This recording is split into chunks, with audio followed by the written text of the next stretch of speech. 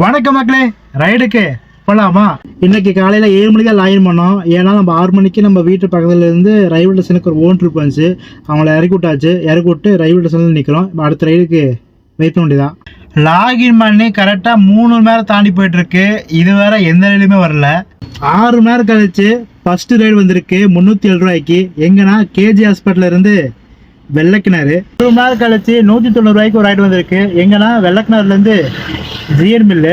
353 ரூபாய்க்கு 4வது ரைடு முடிச்சு விட்ருக்கோம். எங்கன்னா பாப்பநாய்க்கு பாலத்திலேருந்து காலப்பட்டி. மக்களே ரொம்ப சோதிக்கிறாங்க. எவ்வளோ நேரம் தான் சும்மாவே உட்காருது, முடியலை.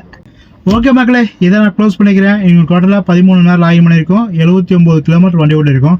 நீங்கள் நம்ம டோட்டலாக எவ்வளோ சம்பாதிச்சிருக்கோம்னா 1476 ரூபா சம்பாதிச்சிருக்கோம். ஜிஎஸ்டி போக நம்ம கைக்கு எவ்வளோ வந்திருக்குன்னா 1366 ரூபா கம்மி நம்ம கைக்கு வந்திருக்கு.